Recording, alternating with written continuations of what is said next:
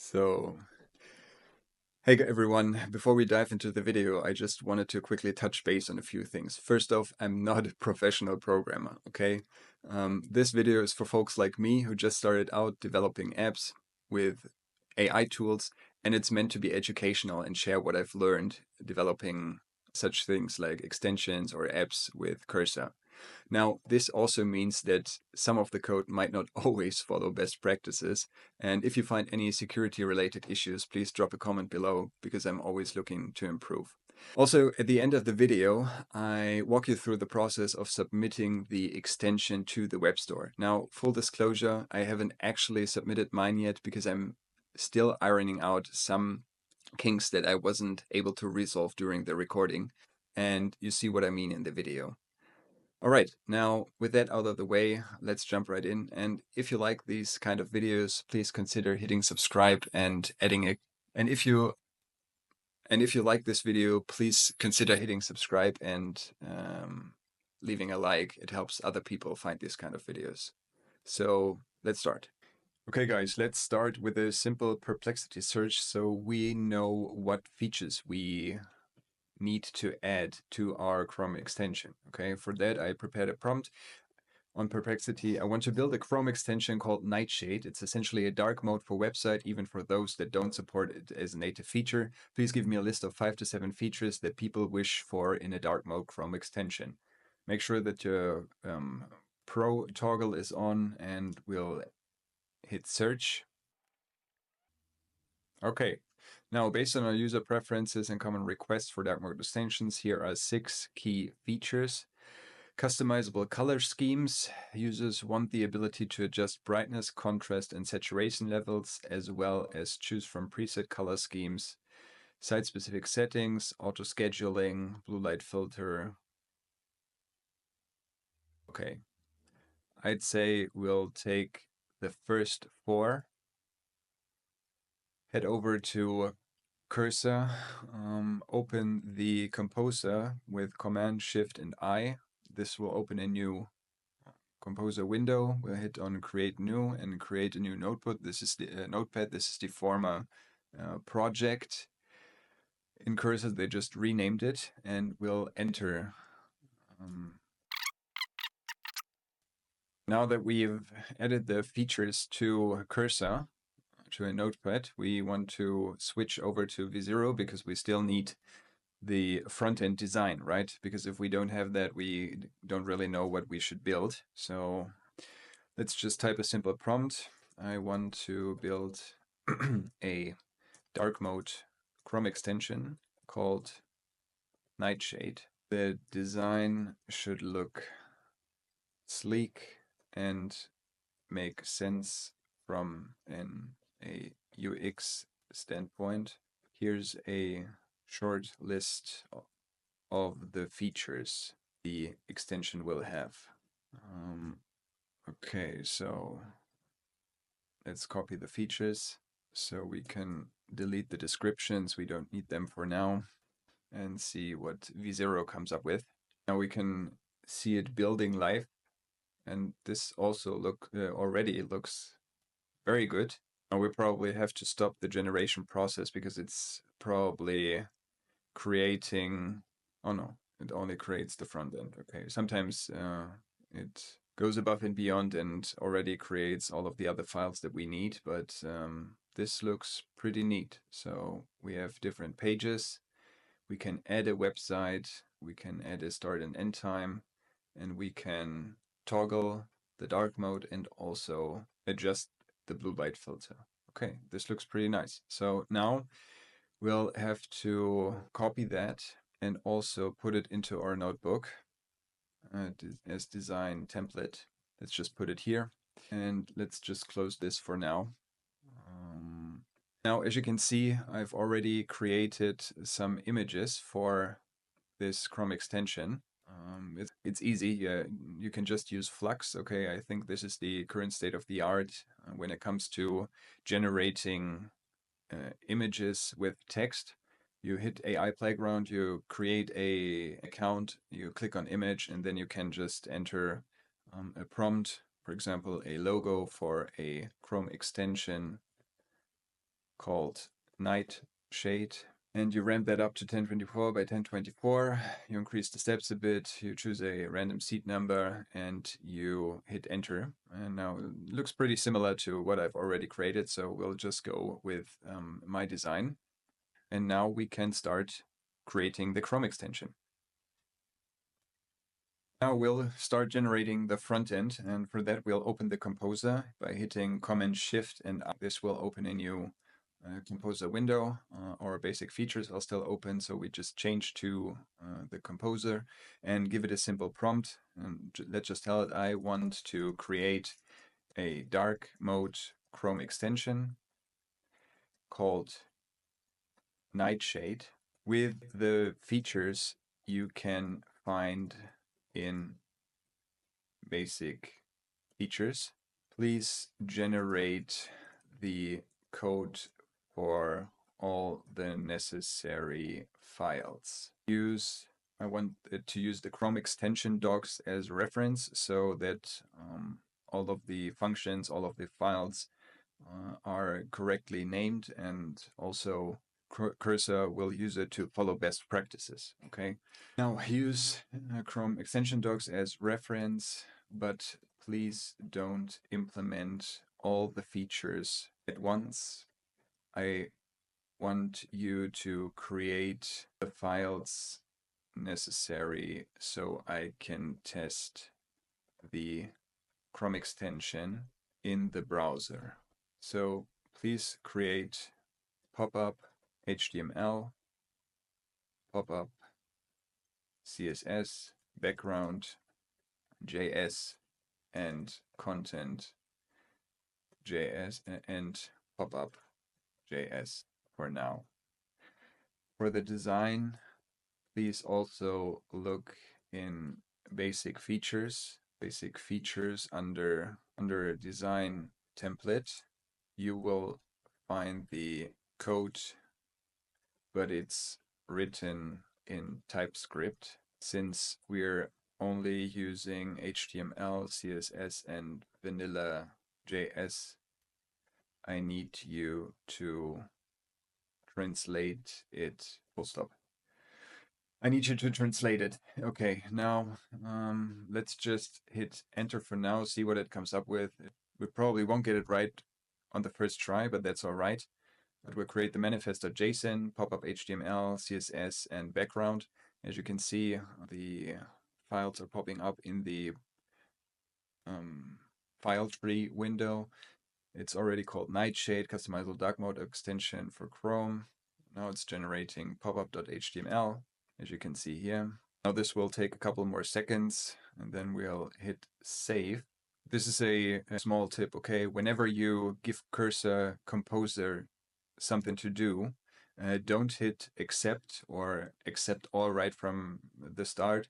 Hit save all. This will write to the files. You can test the changes, and after you verify that everything is working, you can hit accept all. Okay, this makes it easier to revert the changes, especially for bigger projects. Now for this project, it really makes no difference because it's just a small one, but especially when you decide to start building bigger projects like web applications or mobile applications, you will have many files pretty fast. Okay, so now it seems that it's finished. Let's hit save all. As you can see, it saves to the file. The dots disappeared.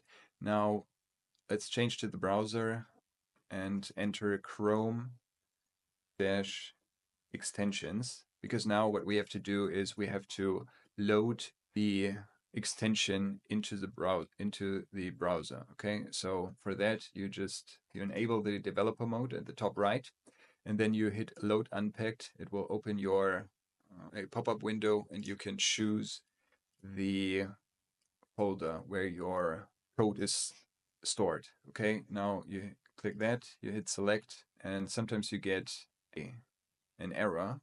You have to understand what it means. Could not load background script, background.js could not load manifest. For some reason, background and pop-up.js weren't created. Now that's not a big issue. Let's just do it manually, and we also need background.js, and let's just take code, paste it. And now if we switch back to the browser and hit retry, next error is that it can't find the icons, which is the reason for that is we have to call it images, hit save, and now if we click retry, your browser extension was successfully loaded into well, your browser. Now, let's just head over to Wikipedia and we'll open the extension. Now you can see your extension here. You can pin it so you can easily access it. And look at that. We have our front end. And it looks pretty decent. Still, the icons are a little bit big, and also the slider is huge for my taste, but those are small details that we can change later. Now that we have our boilerplate set up, we can start implementing the features one by one. So the first feature, which is also the main core feature, is the dark mode toggle, right? Now we could just go ahead and tell it to implement the dark mode toggle, and I will do this in a bit, but I want you to understand that with each, or Cursor is similar to other LLMs, right? As you probably know, Cursor is using Claude 3.5 Sonnet under the hood. And although it's pretty good when it comes to coding, you still have to be specific what you want, about what you want, okay? Which means when I just tell it to implement the dark mode toggle, it will probably be able to produce something, but I'm not sure if all the features I want to have in the dark mode toggle are implemented. For example, I don't want it to simply invert the colors on the website because I want to preserve as much of the website specific color palette as possible. And if we just invert the colors, for example, or invert the colors of the page, the images will also be inverted. And that's, at least for the basic functionality, that's not what I want. So again, let's open the composer and tell it to implement the first feature by just telling it to enable the dark mode. Okay, please add the first feature when I toggle when I toggle the button on in the top right of the extension. I want to enable the dark mode for each page. So although we're going to implement a schedule for the dark mode times, so to speak, I still want the user to be able to have something like a quick toggle where you can just enable and disable dark mode for each site with one click. Now, please explain step by step. Let's just hit enter, see what it comes up with. Now, as you can see, it's still, since I still reference the Chrome extension docs, before generating a response, Cursor will again go through the extension, see if there's any context relevant to my query, and then start implementing. Now, okay, it added the scripts. It also changed background.js and popup.js. And let's hit save all. We switch back over to the browser. We refresh. Okay, content.js could not be loaded. Okay, for some reason, again, it did not create content.js in dark mode. So sometimes this keeps happening. If that should be the case, you can just reset the composer and then it should work. But I will just do it manually now. Dark mode. Okay, it's actually called dark mode.css. And now when I hit retry, this should work. Okay. Okay, let's see if it's working. We'll handle the error later. Okay. Oh, okay. This worked. Now let's check if we go to the other page. Okay, as you can see, and this is also the reason for the error. We have to kind of, I don't really know how it works. I'm not a developer, but I think the website or the Chrome extension tries to add the dark mode before the website is loaded, okay? I don't know if you can explain it like this, but if we hit refresh now, no, and this is what I mean. Obviously my explanation was wrong. The dark mode is still enabled, but for some reason it looks different than on the other page. And this is what I mean when I told you, you can give it a very broad query, but unexpected things might happen. Now let's change, let's check another website. Okay, well, the same thing, okay?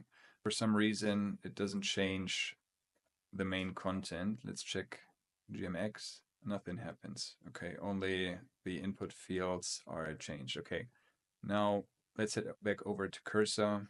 We'll hit reject for everything. Okay, reject all, and we'll start again. Okay, I want you to add the first feature, and you can always add all of the files for reference.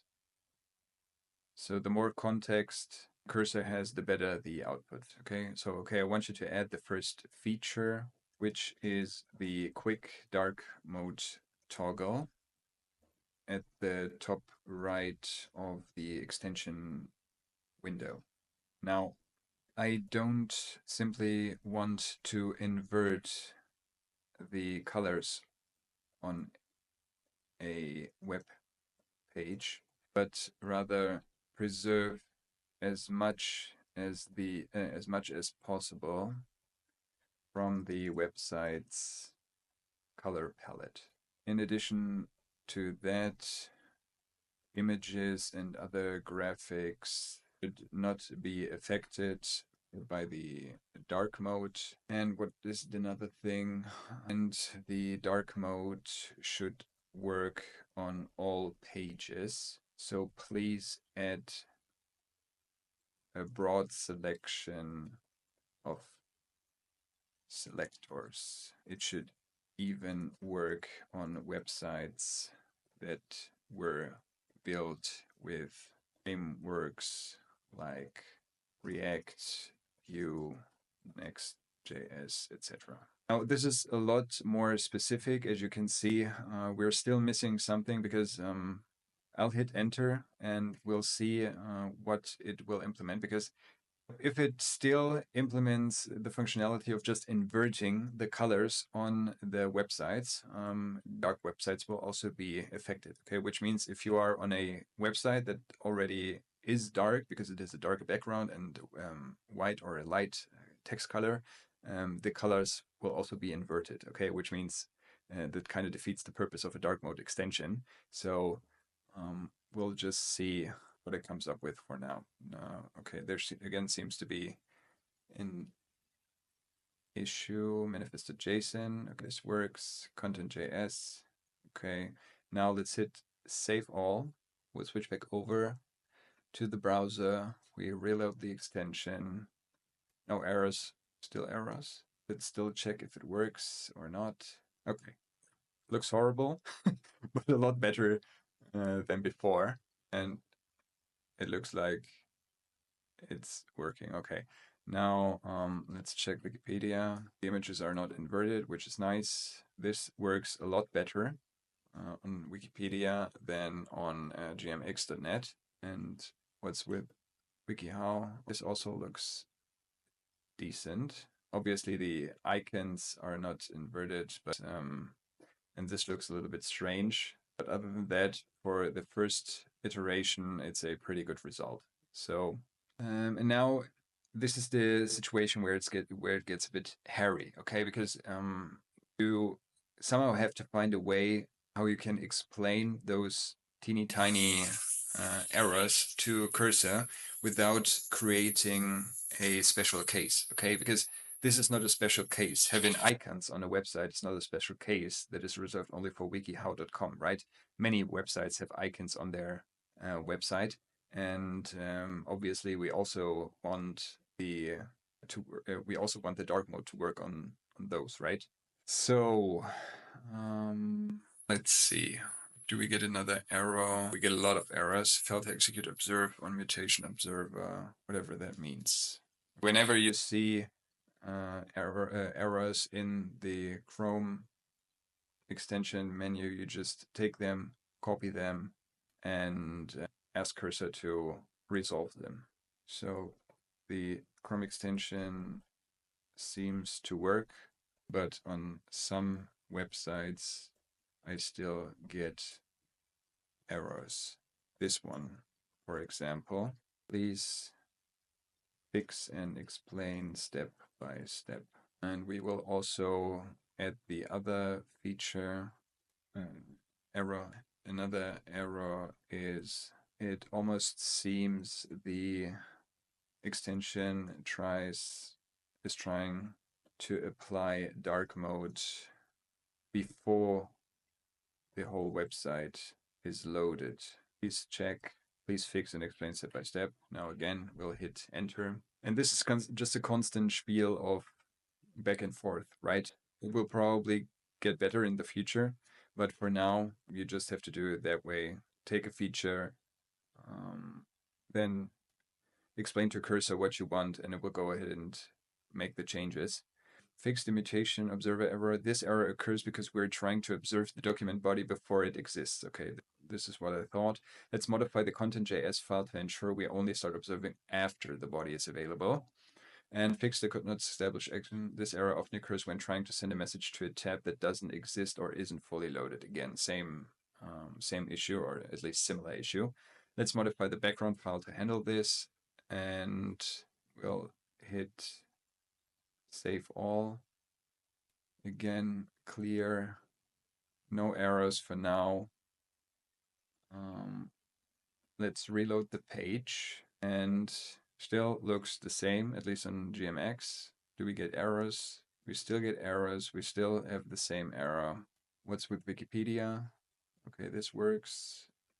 Still without any problems whatsoever. And WikiHow, okay, this also looks good, but still the icons are not, the icon color was not changed.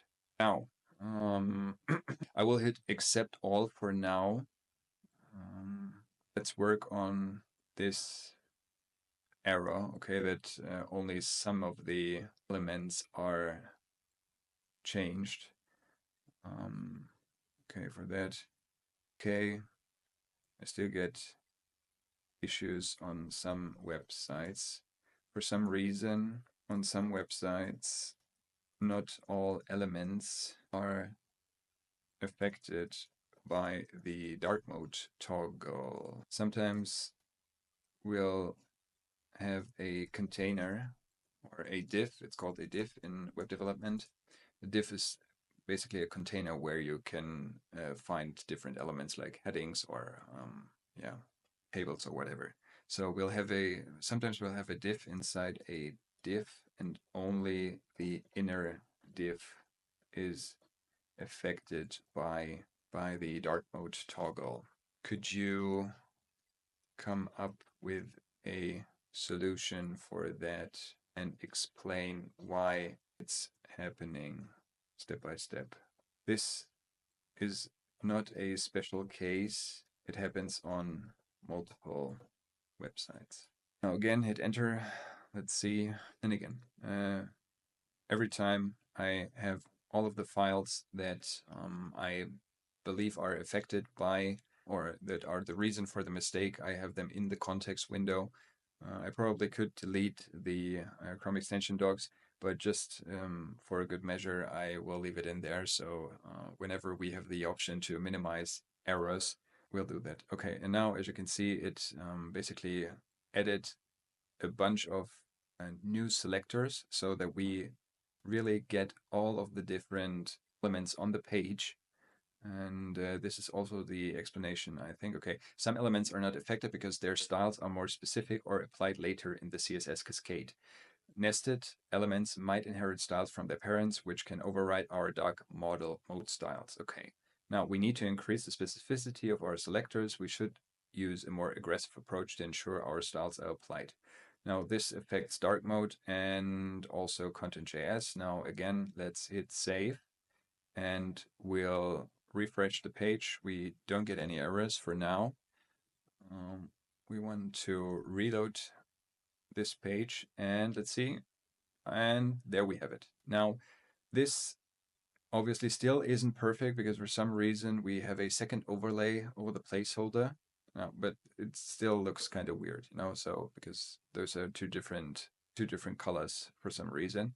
But again, this is much better than the first iteration. Again, let's look on Wikipedia. This also looks nice. The images are still not inverted, which is great, and it works. And let's see if we still have the error. We still have the error. Now, I will just neglect this error for now. I will look at it later down the line because, or you know what, let's try to fix it because when our extension gets bigger or has more features, it will likely get more complicated to resolve this issue. Now let's hit accept all. Okay, this has worked great, but I still get this issue. Can you please fix and explain step by step? And sometimes when you start adding features, you want to tell Cursor to not delete the features you have implemented so far. Because sometimes it's a bit stupid and certain functionalities causes errors and then it just deletes it, but then the extension in this case won't work anymore, won't work at all. So I like to tell it, please don't delete any of the features or functions we have so far because I need them for the extension to work. Find other solutions to fix the error than deleting code. Again, we'll hit enter.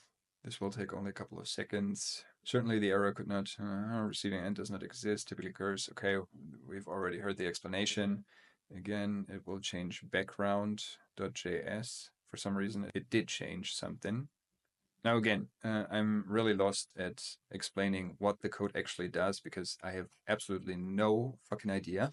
So the only thing I can do basically is read the explanation and try to understand what's happening in the code, okay? We've created a send message to tab function that wraps the Chrome tab send message in a promise. This allows us to handle the error more easily. Okay, whatever. Save all. Again, we refresh. We don't get the error yet. We refresh the page and we don't get the error, but we receive this weird, let's check GMX, still works, this looks nice, and we don't get the error anymore. Okay, that's great, nice. Awesome, okay, that's weird. That's something we don't want, obviously, you see. If I disable it and enable it, sometimes there's this weird flickering, but I don't know if this was just, okay. Now, the last thing that we could change is the thing that we, for a split second, now as you can see, if I open another page for a split second, you can see the page is still white, okay? Obviously, that's a bad user experience, and we want to fix this. Great, the error is resolved or is fixed. But there's another issue. When the dark mode is enabled and I visit another website for a split second, it takes a split second for the dark mode to be enabled on that website, which is obviously, this is a horrendous user experience. Please fix without deleting without deleting any of the features or functions we have so far. Now again, as you can see, we're already 25 minutes into the video, so we'll probably edit some of the passages a bit so that it doesn't get too long. But that's basically the spiel with Cursor, as I've said. If you're writing the code yourself, you can already think about the special cases or how you want things to work. But with Cursor, sometimes it seems like you tell it one thing. So you have a plan for an app, and the plan consists of 10 steps. And whenever you uh, tell it one step, it doesn't have the ability to think ahead a few steps if you don't tell it. Okay, if you are able, and that's why it's so important to be able to think like a developer. Okay, you have the idea for an app or for the Chrome extension, and before you even start building, you have to think about the features and all the different stuff that's necessary to define and to declare inside of your code so that you can be specific in your explanation to Cursor, right? Now, I understand the issue. The slight delay in applying dark mode when navigating to a new page can indeed be jarring. Let's improve by preemptively applying the dark mode as soon as possible. And the key change here is setting the run at document start in manifested JSON. Now, again, let's disable the extension and reload it just for good measure. For safety reasons, disable and enable it again. Refresh the page, and we still have the weird flickering. I don't know why, but at least the flickering when visiting another page is gone. Now let's check YouTube. Okay. Yeah, still looks a bit weird, as you can see. You can't really see the things on the right. So the next feature I want to implement is basically a check whether a website is already dark or not. Because if it is, we don't need to apply the dark mode, right? The only thing, because the website is already dark. Now let's do this. Okay, now I want to add another feature. Some websites are already dark, and applying dark mode is unnecessary. Can you please add a check in the extension? Can you please add a feature to the extension that checks if the website is already dark? If it is, don't apply the dark mode. The extension should only work. Yeah. Let's just delete the last part. Hit enter. Certainly, we can add a feature to detect if a website is already dark before applying, and this change will be applied in content, because content.js is the file basically that interacts with the website's content, right? So we've been added a is website already dark function that checks the brightness of the body background color. If the brightness is below 128 on a scale of 0 to 255, we consider the website to be already dark. Now, let's see. I want this disabled. Again, refresh. And let's see. Okay, this seems to work. Nothing has changed. And if we activate it and we change to GMX, nice, this works. Again, still we have to do some things. I wonder if this is in every website. Now, let's see if we go to nextjs.org. There should also not work because it's dark already. Nice. And we go to WikiHow, and if we enable it, awesome. Now that we've got our basic core feature working, I'm going to implement the next feature, and I want to go with the custom settings. Okay, when we hit the lightning bolt, we basically have 4 different input fields where we can change the color of the text, links, accent, and background.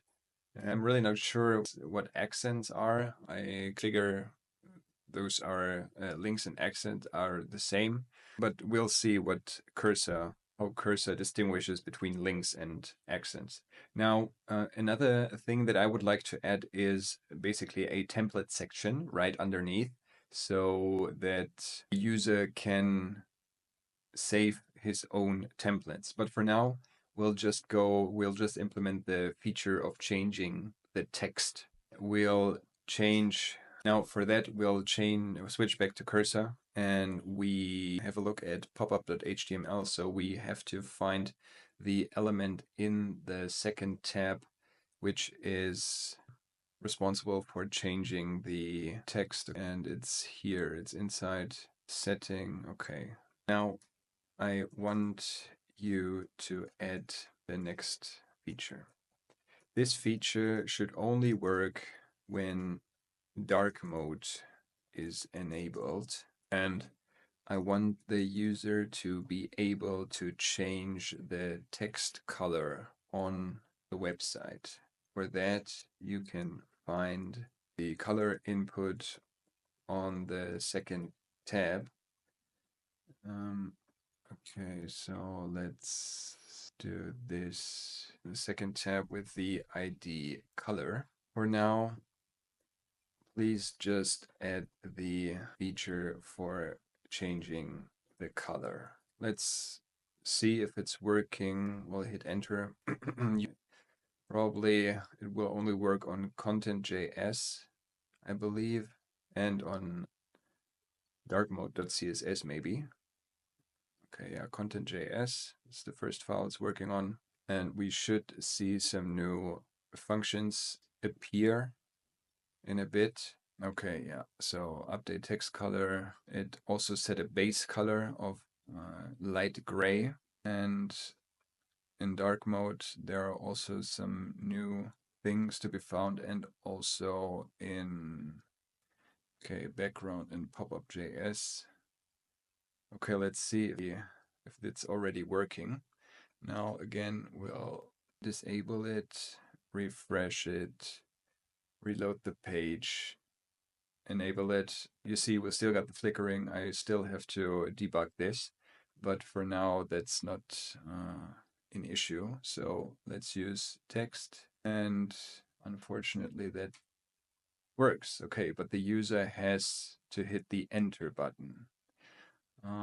Okay, I'm not quite sure if I like that user experience. So does it also work? Yeah, okay, it also works when I click outside of the, okay, yeah.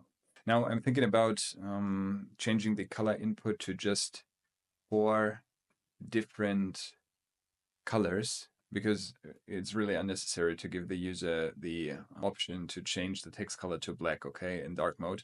I don't know. Maybe some users will like this feature, but other than that, I mean, well, let's try it on GMX. Now the base color of the text is obviously that link color, because those things are all links. If I click on something like this, you will see that their normal text color is white. Again, if I change it to red, yeah, okay, this looks nice. Now, we've added that feature. That's awesome.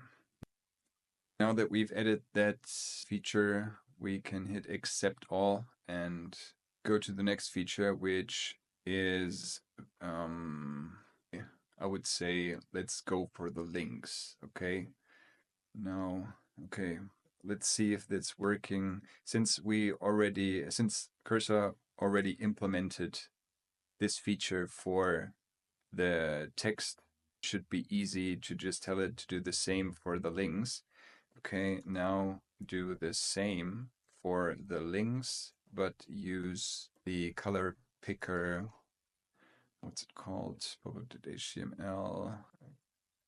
Okay, but use the color. Now do the same for the links, but use the color picker with the ID links inside of the div with the ID colors. Don't delete any of the other features or functions we have so far, just for safety reasons. Okay, now again, hit enter.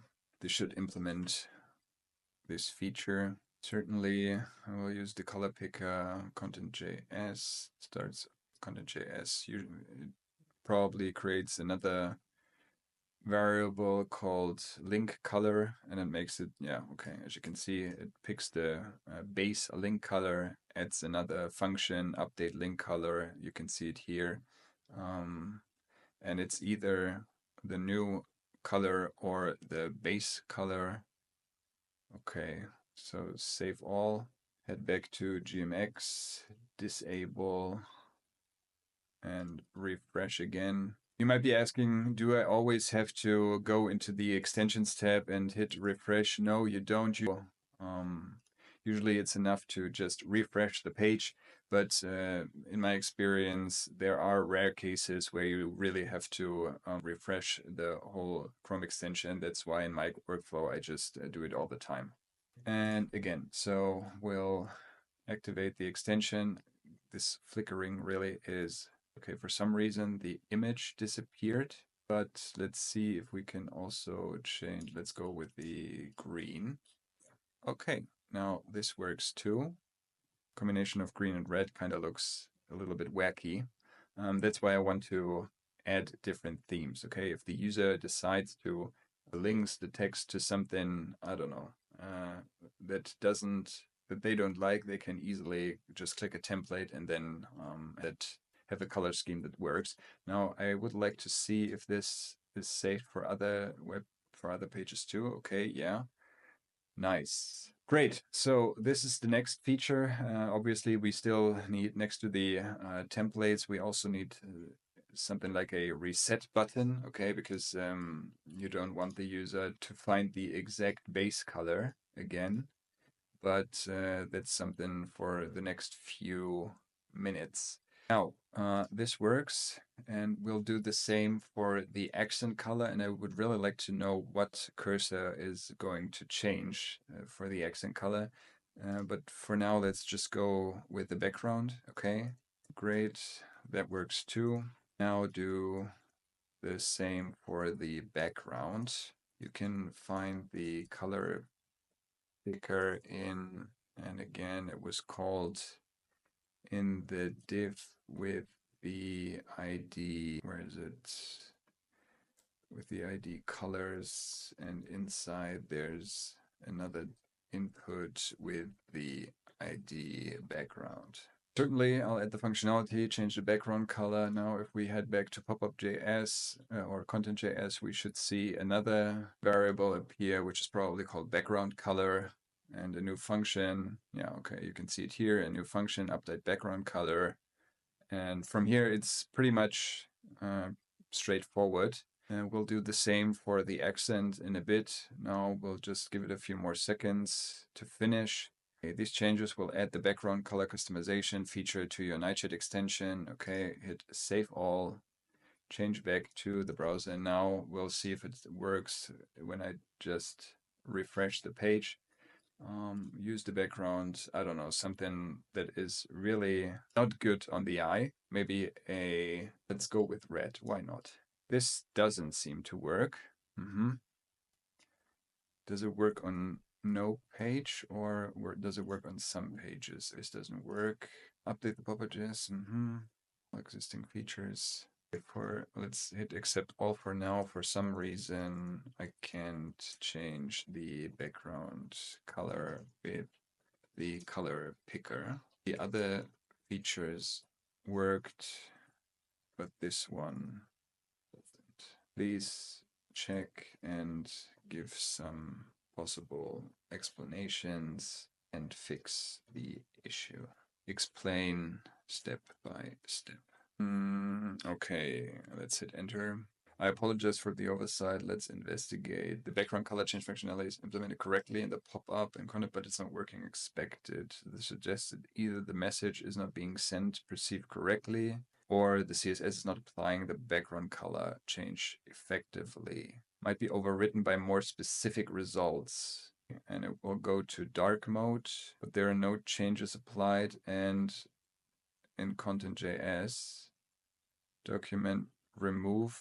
So it basically forces the background color to be applied again, but I think this will probably result in bad user experience so go with the links, this still works, the text color also works, and the background does not work. What happens if now, as you can see, we've got even one more flicker. I think this is because of the hard-coded don't update background color, because it removes and adds the background color again. Now let's just see if we comment that out and Now, as you can see, it flickered only one time. So for some reason, I can't change the background color, but maybe it's not necessary since dark mode always has a dark background, right? We'll see if we can fix this issue when we implement the different templates. Maybe this works, but I don't want to lose too much time on this feature. Now let's go with the accents. Okay. Now please add the color changing feature for the accents too.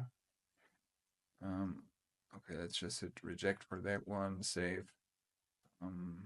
Pop-up HTML, we'll find it in, you can find the color picker in the div with the ID colors, and inside it is another div, is an input with the ID accent. Now, before you make any changes, please tell me what elements on the website would be affected, since we're already change the link color in a different function. What exactly are the differences? What exactly are the differences, or is the difference? What exactly is the difference between links and accents? If there's none, don't add this feature. Now let's see if Cursor can work with that. You're right to question the difference between links and accents. In many web designs, links are often considered a type of accent color. However, there are subtle differences. There are typical interactive elements that navigate to other pages or sections. Accents, these can be broader, including things like buttons, borders. Ah, okay, I see. Okay, keep the link color feature as it is. Consider renaming the links color picker to accent and links to make it clear. Icons, borders, highlighted text. Okay, I will probably go with only the buttons then. Please add this feature for, instead of adding new features for accent color, I would suggest the following. Keep the link color feature, consider renaming the links and color picker to accent and links to make it clear that this color will be used for both links and other accent elements. If you want to expand the use of this color, we could modify the CSS. Okay, I want to follow your recommendation. Please implement. Now, let's see if Cursor can build from there. Certainly, I'll implement the recommendation to rename the links color picker to accent and links and update the relevant code to apply this color to both links and other accent elements. Now, in popup.html, this thing should disappear. Yes, okay. And in dark mode, we should add, okay, get some more selectors. Button, for example, the manifest is updated. Now let's hit save all and let's refresh this thing so that the link color doesn't look too horrible. Again, now we get some errors. So this is what the, now the background color works. Okay, I don't get it. You see, this is what I mean. Sometimes Cursor isn't really good at, what do you call it, adding new features. Now, since we deleted the accent colors, since we put accent and links together, now the background changing the background color works. So I don't really know why that is, but well, geez. Let's just go with, I don't know, something very dark. Let's go with E. That's much better. And let's go with something bright. Now, if we change back to GMX, now the buttons always also change. So let's go with red just to see the difference. Okay, now this works. Okay, this is great. Nice. So now we can go over to the next feature. Let's just hit accept all and save. Now I've decided to delete the functionality of changing the background. We'll just go with one background. for now and just give the user the ability to change the text and the accent and links. For some reason, as you can see, the menu buttons and, for example, the logo are also affected by the dark background, which is obviously not a good user experience. So we still have to update the dark mode CSS there. But for now, let's add the next feature, which is choose from a preset of color schemes or create their own custom palettes. So for now, we'll go with the preset color schemes. For that, I asked Perplexity to give me some light colors that work well with 111A, which is our background color.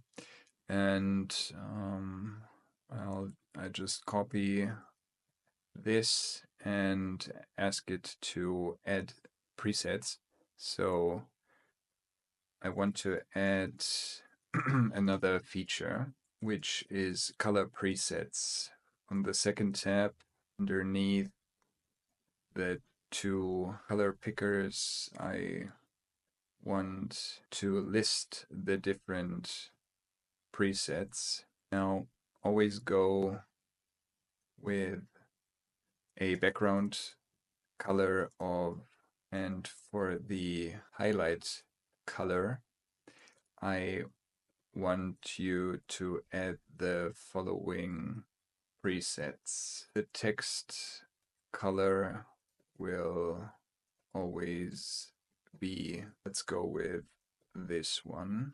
Please only add this feature, don't delete or change any of the other features or functions. Now hit enter. Now it should go into popup.html, and usually around here it should add another div, and starts working on popup.html. So as you can see, we get the color presets with the different buttons, and we'll add this feature to popup.js. For some reason there's an issue with accent color input. Why is that? Cannot redeclare block scoped variable. Okay, yeah, that makes sense. Document get element by ID links. We'll figure out, I think we'll delete it here, and then maybe it can work. We'll find out. So let's head back to the extensions, reload, an unknown error fetching the script. Okay, probably because I reloaded too quickly. Again, this is off. Let's hit refresh. Let's toggle the dark mode. We get an error. Accent color input cannot exit before initialization. Why can't we just put that at the top? Wait a second. Let's go with this one and accept. And we need, where is it? Popup.html, popup.js. We need those two, and we have to put it at the top. Now save, refresh, again reload the page. This works, and great. So lemon yellow, cyan, bright magenta, and light coral. That's nice. Can we still change the text color? Yes, and we can still change the accent and links manually, probably. Yes, okay, nice. Looks like a terminal now. Awesome. And it's saved. We get no errors. So, we got the preset color schemes.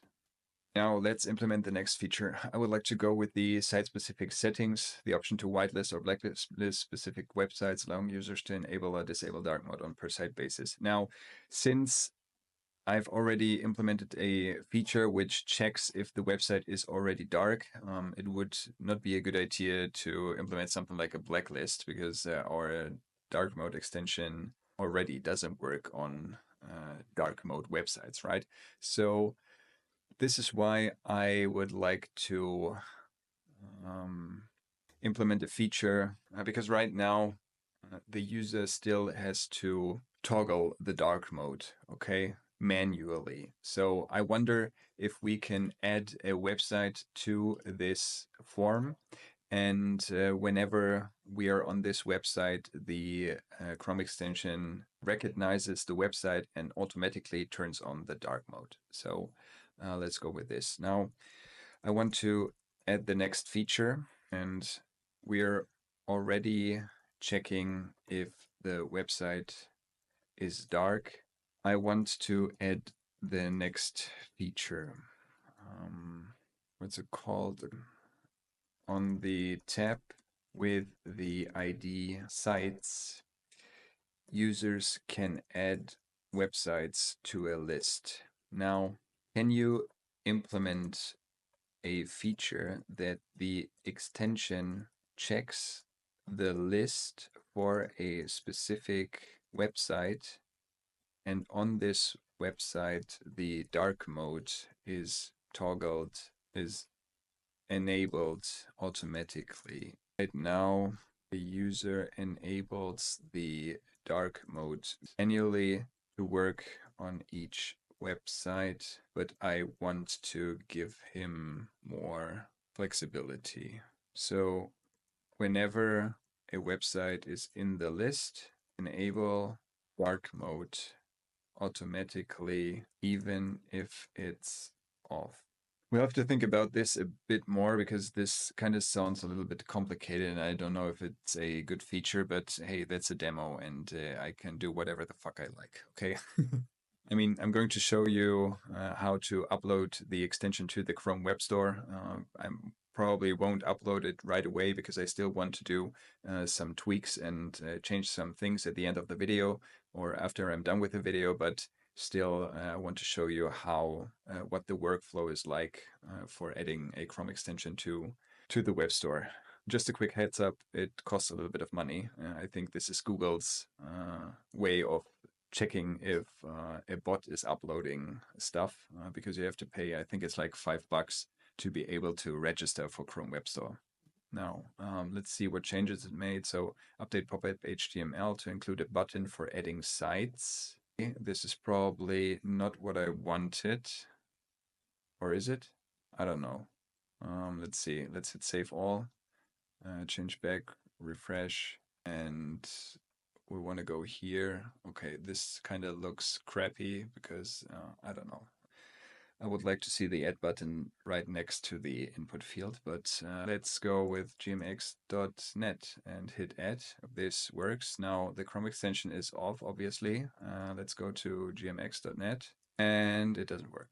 Okay, now do we get an error? Nope. Let's see. Let's hit accept all. Update pop-up JS to handle adding sites and saving them. Update content to check if the current site is in the auto enable list. Update background.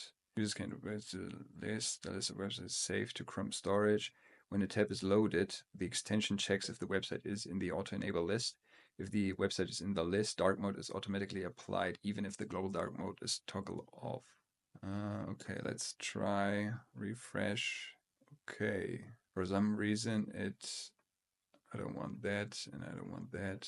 Let's delete those things, example, and this stuff. Let's understand what is happening. Okay, for some reason, let me check one more thing. So if I hit refresh and I go there and I remove everything and I hit refresh. So now, do I have to add the full website?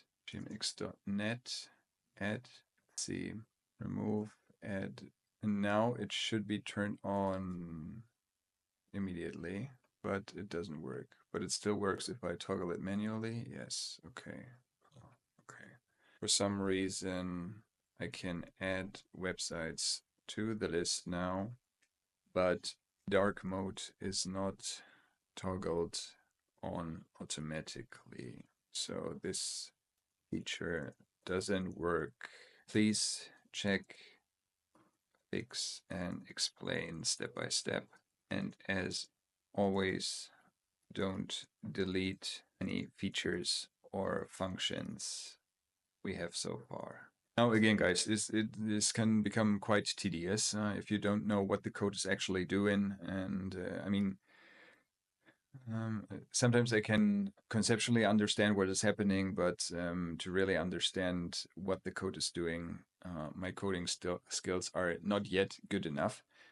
So I have to completely rely on Cursor, and sometimes this, well, is not so good. So again, explanation, we modified check and apply dark mode function to apply or remove dark mode based on the current settings. Save all. Now again, we have to reload. Let's remove. Again, let's copy and paste the thing. It still doesn't work. I wonder if any scripts are blocked. No, doesn't seem like it. Accept all. Still, dark mode is not toggled on websites that were added to the list. Something seems to be not working, but I don't get any errors in the console. Wait, do I get any errors in the console? Let's see. Largest contentful paint. We get some. Let's remove this. Let's refresh. This obviously hasn't to do anything with us. Tracked elements. Tracking 2TS. That's also not. Okay, dark mode disabled and dark mode not activated when I refresh. Okay. And I don't get any errors in the console or Chrome extension backend. The only thing I see in the... Well, let's not add this because this is... when I reload the page, it checks if dark mode is already activated now. Okay, website is already dark, not applying nightshade dark mode. Some of the console logs are obviously not right because this function which checks if the website is dark is running. Okay, yeah, well. See, there are still some things not quite right, so let's try it another time. Dark mode is not toggled on websites that were added to the list. Something seems to be not working, but I don't get any errors in the console or Chrome extension backend. Now, let's see with what kind of solution Cursor comes up with. I apologize. Let's debug the issue. Okay, now this is usually the next step the Cursor takes, which is adding a bunch of console.log statements, or at least that is what I think it's doing. Let's see. Yeah, okay. As you can see, it just adds a bunch of console.log statements, and I have to manually copy paste them into Cursor Composer or into the chat window to debug everything step by step. Again, this is a bit tedious, but you get used to it. Now, add more logging to help diagnose issues, ensure that the check app and apply dark mode function is called when needed. Now let's hit save all, and again we get some errors. Let's reload. It's off. Let's now again we'll open the console. We'll delete everything, and we'll add this to gmx.net. Now we receive a bunch of messages. Storage changed, rechecking dark mode, current host, auto-enabled sites, global dark mode enabled false, removing dark mode, received message, current host.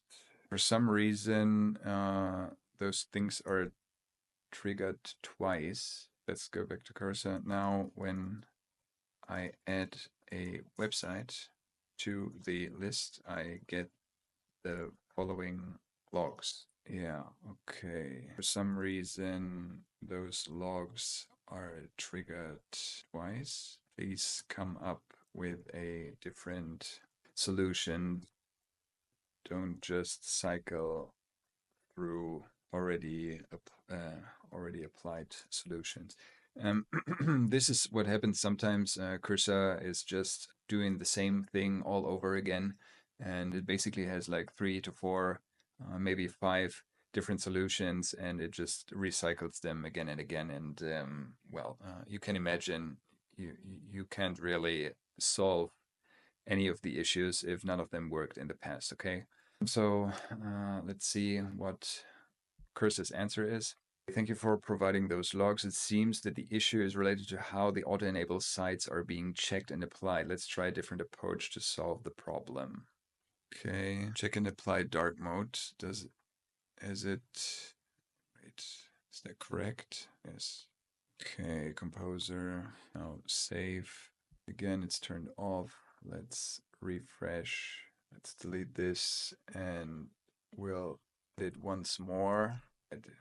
Okay. Should enable dark mode, false. Auto enable sites, refresh, nothing happens.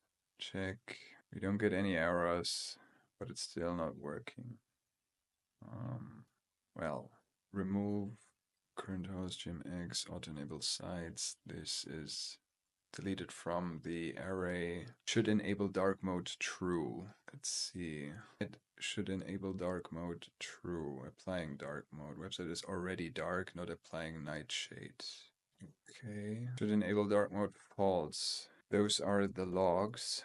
I'm not sure if you understood correctly. Whatever site is added to the list, on whatever site is added to the list, dark mode is enabled automatically.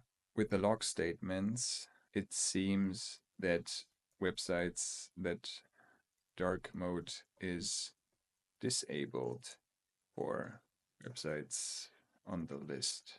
Could you please clarify and fix and explain step by step? I apologize for the confusion. You're right, and I see the issue. Now, the problem is in how we're comparing the current host with the sites in the auto-enable list. Okay, whatever that means. Probably content, current host, auto-enable list. Okay. In content.js, we've updated the comparison logic to check if either the current host includes the saved site or vice versa. This allows for more flexible matching. We've added a cleaning step when adding a new site to the list. This removes the protocol and the prefix of present. This ensures we're always working with the base domain. Okay, that's nice. Now hit save. And again, it's turned off. I want to remove that, but we have the base domain. Okay, that's nice. We want to reload, turn off, and reload the site. Now let's clear the console, and we are going to copy and paste this. And it still doesn't work. Okay, yeah, great. Current host auto enables sites gmx.net should enable dark mode false. The issue still, okay, let's hit accept all for now, still persists. These are the logs. I can hit those logs when I hit the button. I can see those logs when I add another domain to the list. Something seems to interfere with the auto enable of the dark mode. Is it even possible to do that, or does Chrome restrict this feature? Again, I'm not really a developer. I have absolutely no idea if some scripts or because of some privacy policy, Chrome is blocking the script from reading the domain. I can't really imagine, but you never know, right?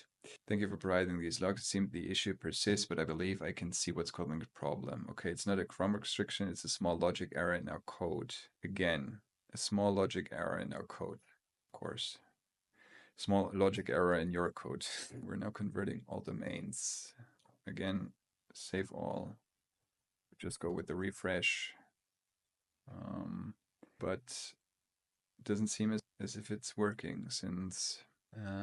okay, now that's wrong. No, I don't have any console log statements because they were removed. That's awesome. But it doesn't work. Even if I refresh the page, nope. Still, it should enable dark mode false. Dark mode disabled. Removing dark mode. You still haven't fixed it. I still get similar logs. Again, here's a quick explanation of the workflow. domain is added to a list. Chrome extension registers the new domain, and immediately dark mode is turned on without the user doing any more work. Until the domain is deleted from the list, the dark mode stays on. I apologize for the confusion. The problem is that we're not immediately applying dark mode when the site is added to the list. Let's fix this by modifying popup.js. Now, this is the last try. Last time I'm going to try to make it work. If it doesn't work, we're going to implement the next feature, which is the auto scheduling. And we've updated save sites function to send the message to all tabs to check and apply dark mode with force enable flag set to true. Okay, now this is actually a different solution from the other ones. So let's see if that works. So I don't believe that it's working because it was still in the list, but an error occurred. Okay, yeah, I reloaded too quickly. Now copy, delete everything from the console, this, and nothing happens. Okay. Still should enable dark mode false. Okay. Okay, now it worked, but for some reason the images are not there. So as you can see, dark mode is turned off, and it works also on the top level domain. Yes. Okay, but it takes some time until it's enabled. Let's go to wiki how this works. Now let's get back to GMX. It still takes some time for the action to work. I will probably fix this issue off camera. Maybe I get it to work, maybe not, but the video is getting too long by now, and I would love to finish it. So let's implement the next feature. Now, the next feature we're going to implement is the auto-scheduling feature. I want to give the user the option of choosing a certain time frame and in which the dark mode will be enabled automatically. Now, for that, we have those two input fields here. And whenever the user hits save, I want to display the current schedule at the bottom of the Chrome extension. Now, so we'll switch back to cursor and open the composer and tell it, okay, it's time for the next, let me check. So it's time for the next feature. I want to add a scheduling feature for the dark mode. For that, please we're going to tell it to use the inputs in the div with the ID schedule.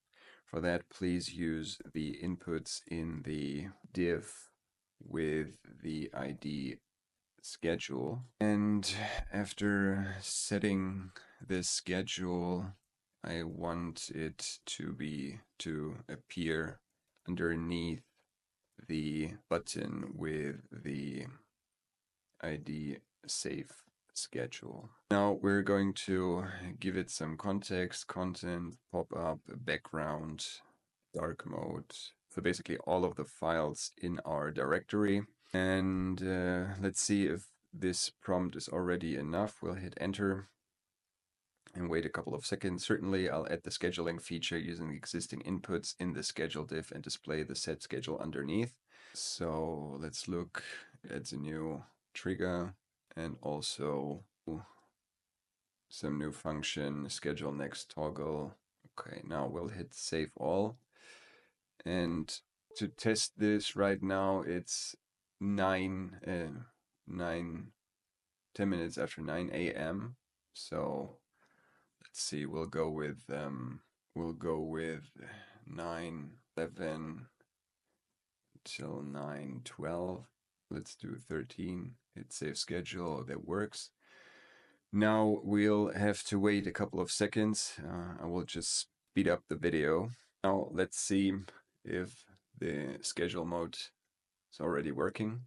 Doesn't seem like it. Let me hit refresh. Do we get some errors? Nope. So this doesn't work. Let's head back to cursor. Now let's hit accept all. For some reason, let's look in the console. Do we see anything in the console? So for some reason, the scheduling feature doesn't work. I can add certain time frames and they appear underneath the underneath the button, but dark mode is not enabled during that specific time frame.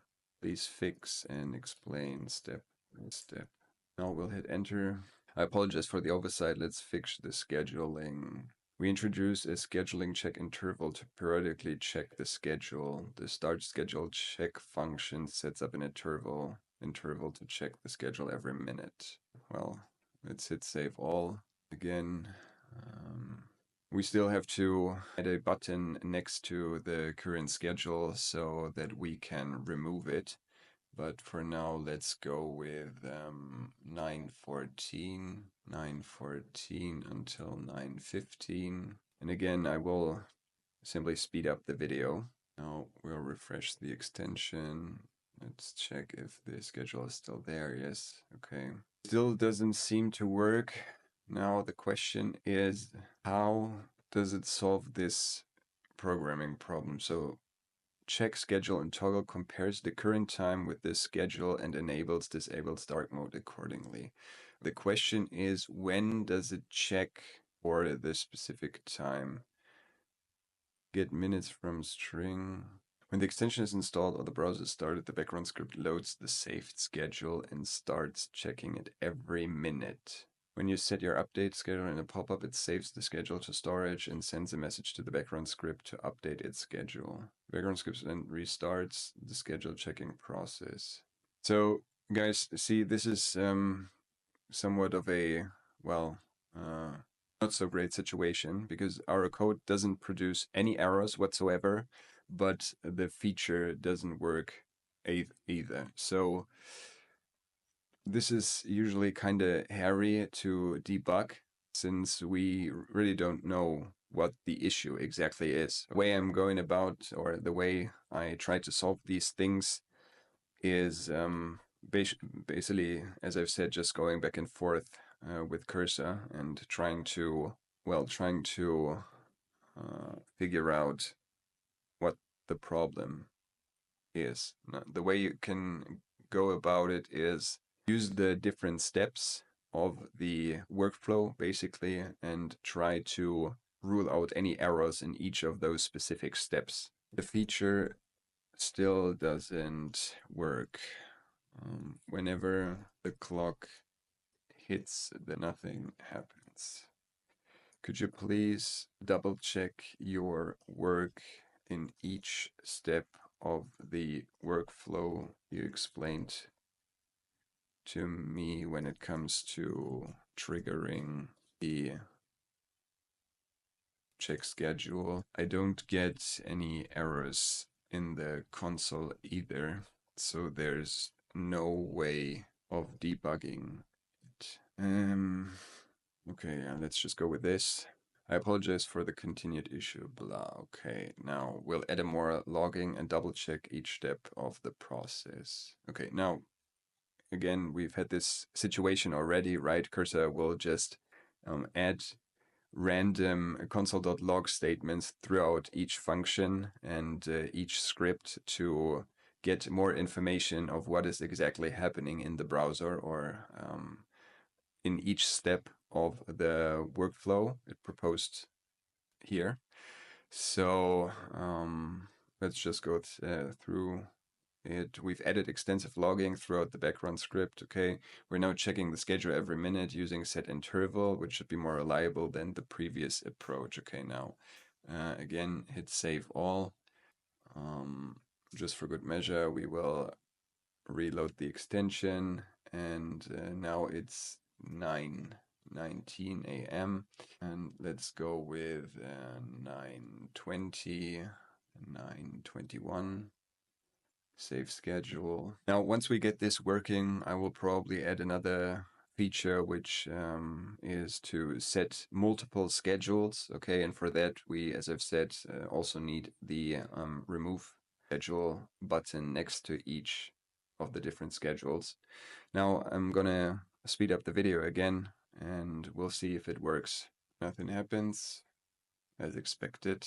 I wonder if there's something, if time difference is a thing, you know? So again, I've set up the schedule, but nothing happens. I wonder if the time difference is the issue.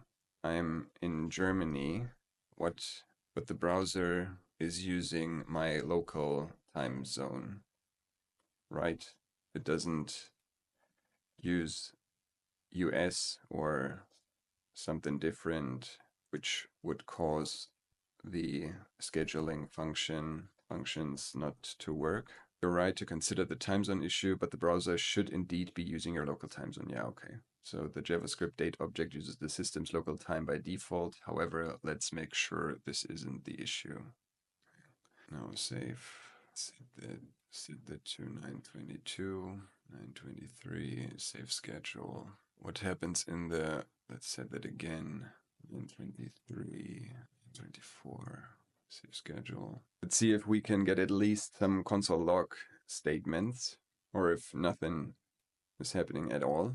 We don't even get console log statements. This is, so after all, nothing is working after all. I don't even get console.log statements when the time frame for the dark mode begins. Now, please come up with another solution for this issue. Don't just cycle through old solutions that didn't work. Again, we'll hit enter using Chrome's Alarm API, which is designed for scheduling tasks in extension. This should be more reliable than other previous attempts. Now, the next thing that I am going to do is to actually add the Chrome extensions docs if this solution won't work. So now we'll go with 925 and 926, save schedule, and let's hit accept all anyway. No, still doesn't work. Please use it to fix the issue. So let's see if the Chrome extension give Cursor any new ideas. I apologize for the continued issue, blah. Can you provide guidance on using the Chrome Alarms API for scheduling tasks in Chrome extension specifically? Here's the updated version of the background file. Open the background page console, Chrome extensions, find your extension, click on background page under inspect views, set a schedule. Okay, let's do this. Now we'll set a schedule for 928. Save schedule. We'll go to the extensions. There's an arrow. We'll go to details. And so what did it say? Find your extension, click on background page under inspect views. I'm not quite sure if that is just a hallucination or if I can actually do this. So inspect views, okay. Okay, current time 566, end time. There is something set. Now if I change this, no change enable, current state 567. So if I change this to 929 and 30, something should appear in the logs. Okay, now receive message, update schedule, updating schedule, 929, and okay, start new interval, checking immediately. Now the question is, if we wait until 9:29 and 30 seconds, because this is the time usually where I set the new schedule. Maybe we need to tell it to kind of subtract the seconds from the start of the interval. Let's see. I don't know if that's actually the case. It's just my brain giving me some ideas. Okay, yeah, that was actually the case. Okay, we could have probably solved this issue way sooner, but okay. I'm happy that it's working now. Okay, so now let's check, let's get back to cursor. Okay, the schedule function is working, but it seems there's a slight delay. For example, I've set the interval to 9:29, but but it was actually 9:28:30 when I set the interval. And unfortunately, the interval did not start at 9:29, but rather 9:29 and 30 seconds. I want the full minute to be the start of the schedule. Please adjust the schedule functions. Before you do, explain what I just told you in your own words. Now, sometimes, since English is not my first language, some things may sound a little bit complicated how I express them. So, in that case, I don't really know if Cursor understood correctly what I want from it. So, this is why I asked it to explain what exactly it is that I wanted to implement. So, let's see what it comes up with. Is it working? Okay, again, it's checking the Chrome extension docs. Just to the observation, let me summarize what you've described. Okay, you've noticed a delay in the scheduling function's execution, specifically when you set a schedule to start at a particular minute. The function doesn't trigger exactly at the start of that minute. Instead, it's activating with a slight delay. This delay is causing the dark mode to activate later than intended. Okay, seems quite right. Ideally, you want the scheduling function to trigger precisely at the beginning of the specified minute, not partway through it. Okay, that makes sense and sounds pretty good. Now, the updated code does the following. It calculates the time until the next full minute. It uses the set timeout to schedule the alarm creation to occur exactly at the start of the set minute. Okay, that's hopefully what we want. Now, let's try it. Let's set it to, what's it, not 9:33. 9:33 until 9:34. Let's hit set schedule. That worked. And let's see if this did the trick. It didn't. That's too bad. Now, do we get some errors in the extension? There are still some errors. Updating schedule, okay. Service worker registration failed. Does it happen all the time? Yeah, that's probably the reason why it doesn't work. Okay. Now, in the manifest.json, service worker registration failed. Let's hit accept all. Now I get two errors in the Chrome extension backend. Please explain step by step fix the issue. Don't delete any of the other functionality we have so far.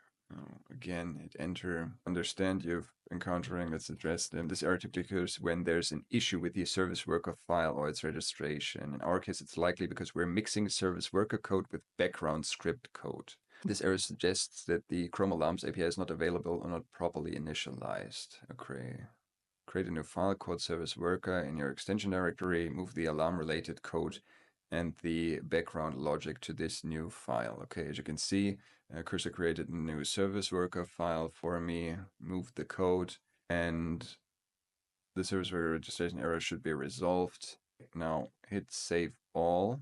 Save all, we'll head back, we'll reload, we delete this. Let's see, clear all. Cannot set both when in delay minutes. Now I get two new errors. But cannot set both. This error is occurring because we're trying to set both when and delay minutes in Chrome Alarm's create function, which is not allowed. Now again, it changed. These changes at both edges. We removed the when property. Save all. Again, clear. Now the arrows are gone. And again, oh, maybe we probably won't be able. Okay, then we'll set it to 9:38, 9:39, and I will just speed up the video again. So guys, let's see if this works. Great. Now, does it still work even? Let's wait a few more seconds because I think it was 9:38 and I don't know, around 50 seconds or something when I set the schedule. Let's see if this feature is at least working. No, nothing works. And we get an error. Okay. Error updating schedule object. Okay. Now the scheduling feature isn't working at all, not even with the delay. This is the error I get.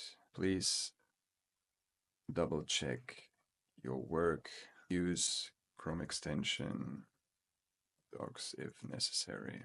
And again, it's adding more console.log statements. As you can see, error updating schedule will fetch the message from the Chrome API and will also update service worker. Okay. Now again, save all, reload the page. We'll go with 9:41 now. Save schedule. Do we get any errors? The message port was closed before a response was received. Okay. Don't know if this... Okay. Still not working. Please come up with accept all a different solution. I want to make it work on the full minute, even when I set the schedule between minutes. And again, please add log statements that are triggered when I set a new schedule, and also show the start and end time of the schedule in the correct format. So at this point, guys, I know it's pretty exhausting. That's unfortunately the big advantage if you don't really know what your code is doing, right? The only option you have, again, the only option you have is to explain as thoroughly as you can possibly be, and reload your extension with these new changes. Again, hit save. We'll reload the extension. Let's make this window a bit smaller. We'll reload the extension. Now we don't get any errors. That's good. We want to set... Seems like everything doesn't work now. That's awesome. Okay, let's just go with 9:45, 9:46. Let's see if we get any... Oh, it's still working. Now, we've got 9:45. Oh, finally. That's awesome. Now, for some reason, now it works. And we still have to check if it's toggled off, okay? And for that, I will speed up the video again so that you don't have to wait. So guys, the final moment, let's hope that it works. Yes. Okay, that's awesome. Nice. And it only took like 40 minutes. Great. Let's hit accept all. Now we're done with the next feature.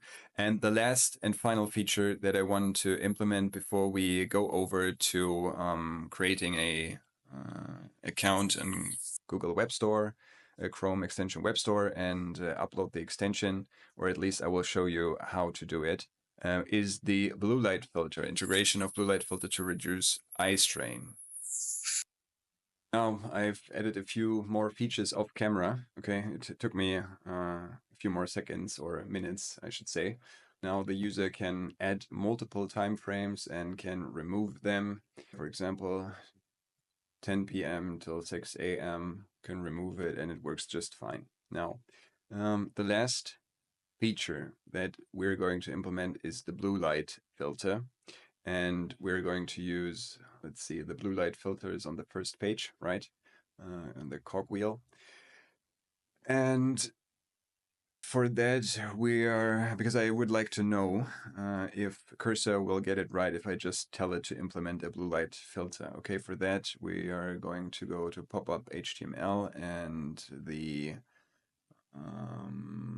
tab ID is called general. Okay, as the last feature I want to add to the Chrome extension is a blue light filter. For that, please use the app with ID general and the input with ID blue light. Now, there are a few things to consider when we add a blue light filter. Obviously, we want to save the value of the blue light filter even when the page, when the user visits another website or when he reopens the browser. And we'll see if Cursor will get it right on the first try. When I just say, okay, I want to add the blue light filter, let's just hit enter and see what it comes up with. And again, it's reading through the docs to see if it can find anything. Okay, certainly the blue light filter, make some adjustments in pop-up. Where is it? Okay, blue light slider. And we'll also add content.js because that's, at the end of the day, that's what is interacting with the page. And it added some new rules to darkmode.css. The blue light filter uses warm orange color with adjustable opacity to reduce blue light. The maximum opacity is set to 40% when the slider is at 100 to ensure the content remains visible. Okay, that sounds pretty good. Now, let's see. First, we have to refresh the extension, reload the page. That looks awesome. Now, it's at 0%. The opacity is also 0%. And let's see if we can still change. Yes, this also works. Let's see if it works if I change the page. So it seems we have to set, or we have to enable the blue light filter again if we visit another page. Let's open WikiHow. Yeah, okay. So this doesn't work. Now let's head back to Cursor. We'll hit accept all. This worked right out of the box. Great. But when the user visits another website, the current blue light filter is not saved, or I should say, or rather reset it, and he has to enable it again. Can you make it so the blue light filter works across different pages and only when the user sets it, disables it, or and only works on across different pages? Okay, let's just tell it to make these changes, and it adds some more features on service work. Okay, we'll hit save all, and we'll refresh the extension, refresh the page. Do we get any errors? No. So, okay, now obviously we have the text color set to red. Let's change this to, and now we'll set it to 100%. Let's see. No errors so far. That's great. And we go to Wikipedia. Yes, that's awesome. Nice. It's working and we don't get any errors. That is great. Love it. Now we're done with all of our, let's just hit accept all for now. Let's close the composer. Now we're done with all of the features of the Chrome extension, and it works. So that is awesome. Now we're finally ready to submit our extension to the Chrome Web Store. For that, we need to meet a few requirements. Okay, so at first we need to create a Chrome Web Store account and finish the verification process. Then we have to upload the zip file of our extension. We have to create a description, create at least one video or screenshot, and resolve all the privacy issues. And we're going through each step one by one. Okay, for that we'll head over to the web store. Now just enter chromewebstore.google.com, and if you have never created a Chrome Web Store account, and what you want to do is you click the three dots, you click on Developer Dashboard, and then you will be redirected to this page, okay? And you have to register as a Chrome Web Store developer. Now, you have to do two things. First, you have to check the I have read and agree the developer agreement thingy, and you also have to pay a registration fee. I think Google does this to protect its customers from bots that are randomly uploading any viruses or buggy software to the web store. So after you have paid the registration fee, you can create an account, and you will eventually land in your developer dashboard. Now, as you can see, I've already created an extension, but just so you know, you will have to verify your account in addition to paying the fee of $5. Now, this will all happen once you in the setup process of your Chrome developer account. And if you've ever verified an account online, it's pretty easy to do. You will just have to follow the instructions. It usually takes around 24 to 48 hours until the verification process is finished. And once you are done, you can go to your items tab, you hit new item, and you will have to drop the zip file of your project. Now, for that, you can use any program. I've used Keka because I'm on Mac, but you can also use WinRAR or any other product that you like. Now, once you've dropped the zip file, you will be redirected to your store listing, and you will find the title and also the summary, which is in the description of your manifest.json file. If you remember, you click on manifest.json. Now, in the meantime, I've changed the description, but this is what you will see here.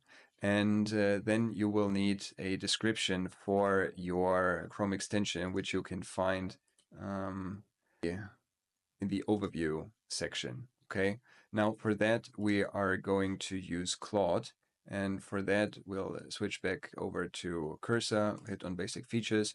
Then I will just copy these things, and I've already asked Claude to create the description. For that, I've opened a new tab and I just told it, I've created a Chrome extension for Chrome Web Store, and I want you to write the SEO optimized description for my extension. Then I just pasted the basic features, and this is what it came up with.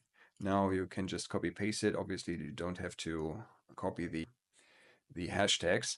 And the next thing you have to do is resolve all the privacy issues. Now, as you can see, we can save the draft, but we can't submit for review. And if you click on the Why Can't I Submit button, you will receive further instructions. Now, since we are interacting with the page, or the Chrome extension is interacting with the page, you can see that you have to resolve something. So justification for alarms is required. This can be entered in the Privacy Practices tab.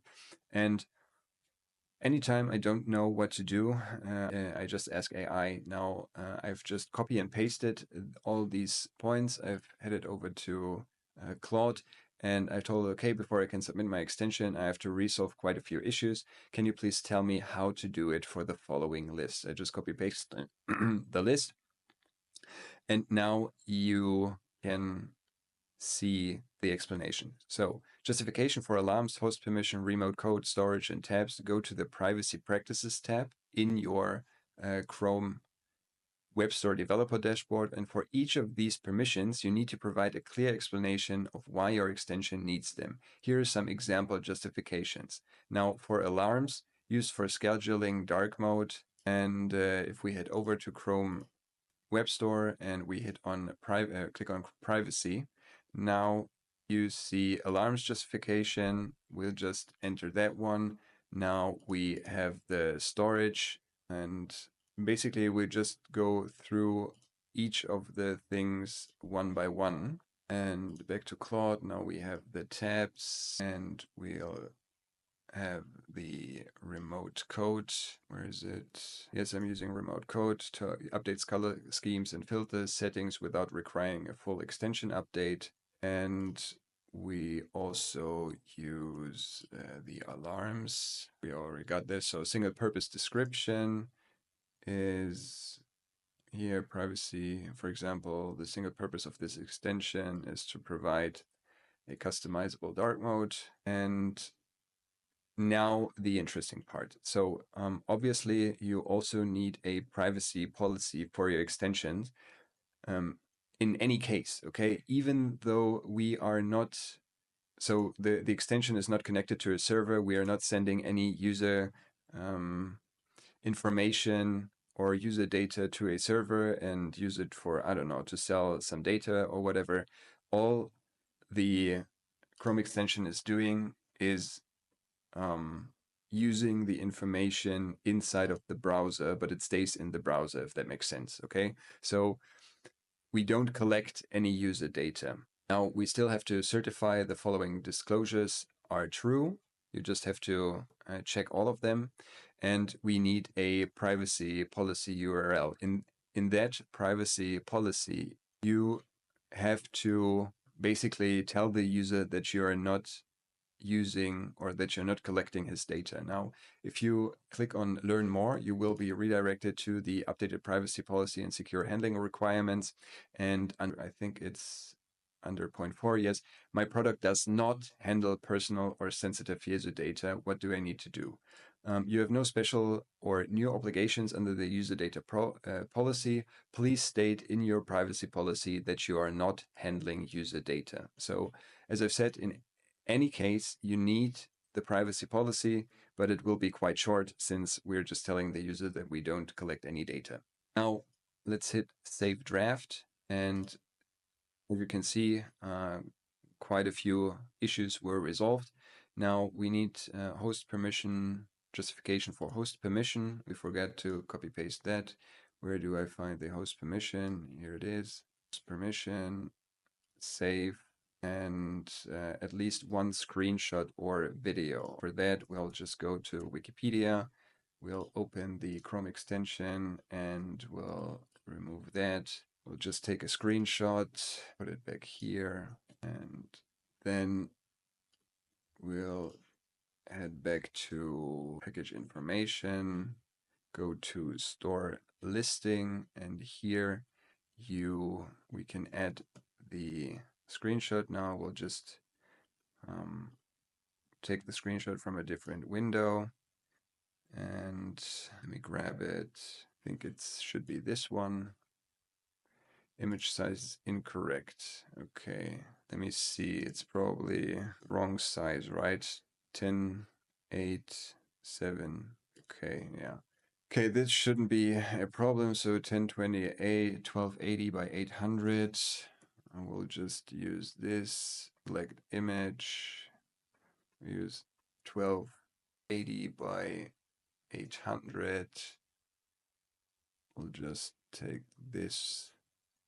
Crop the image, download, cropped, Webstore, save, and again, we'll put it here.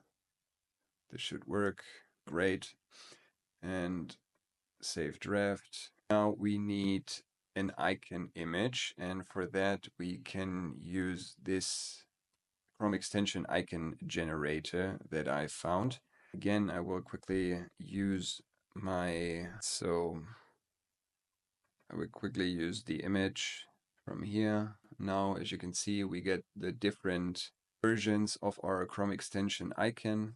And for that, we'll download this one, just call it icon 128, save it on desktop, head back over to the store listing, drop the icon. Okay, also needs some processing, as you can see. Looks good. And now provide a contact email. We'll just go, where is it? In privacy, I think, on the account tab. Account tab, then we'll hit, okay, contact email address. Okay, we'll just go with my email address. verify. We'll just do this, Chrome Web Store, hit verify. How this works, head back over to Nightshade, save draft. And now, as you can see, we are able to submit for review. Now, I'm not going to do this since I still need to do a little bit of tweaking for the Chrome extension. But there you have it, guys. We've used AI to conceptualize and also create a Chrome extension and be able to submit it to the Chrome Web Store for other people to download it. Now, I hope that video helped, and don't forget to subscribe and hit the like button, okay? So the algorithm pushes my video to other people. That would be nice. See ya.